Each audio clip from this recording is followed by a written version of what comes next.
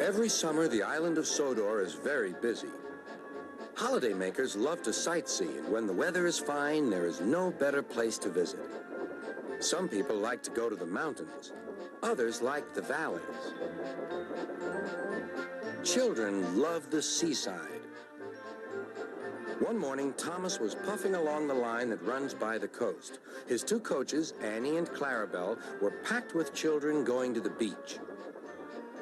Everyone was happy. Percy was taking some freight cars to the harbor.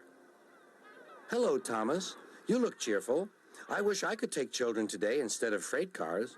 "They're the Vickers Sunday School," explained Thomas. "I'm busy this evening, but the station master says I can ask you to take the children home."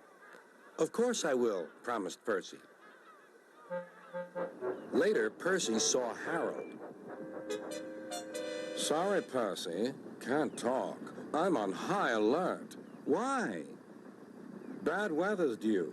My help's always needed." "Mind how you go, Percy." "Huh," huffed Percy. "As long as I've got rails to run on, I can go anywhere, in any weather, anyhow. Goodbye."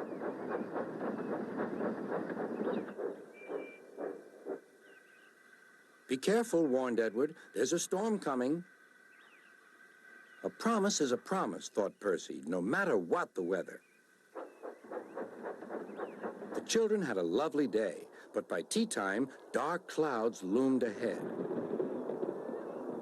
Annie and Clarabelle were glad when Percy arrived. He was just in time. The rain streamed down Percy's boiler. Ugh, he shivered and thought of his nice dry shed.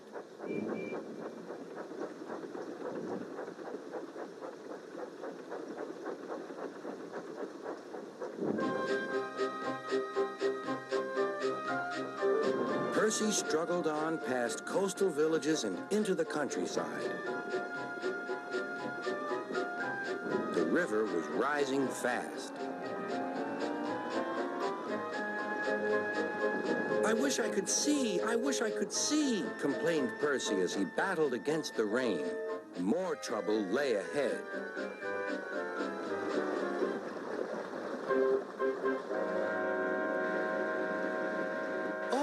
Hissed Percy. "The water is sloshing my fire."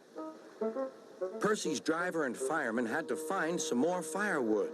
"I'll have some of your floorboards, please," said the fireman to the conductor. "I only swept the floor this morning," grumbled the conductor, but he still helped.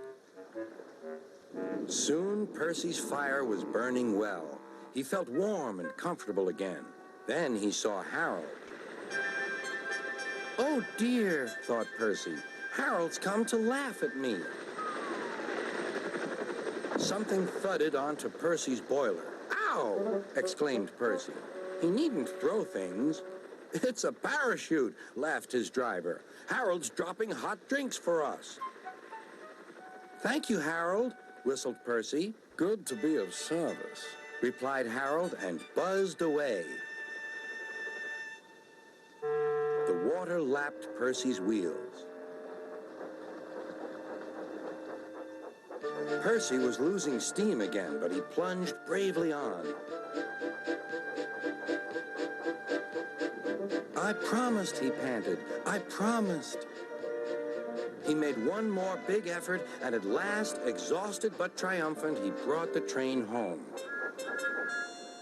"Well done, Percy," cheered Thomas. "You kept your promise, despite everything." Sir Topham had arrived in Harold. First he thanked the men, then Percy. "Harold told me you were a wizard. He said he can beat you at some things, but not at being a submarine. I don't know what you two get up to sometimes, but I do know that you're a really useful engine." "Oh, sir," whispered Percy happily.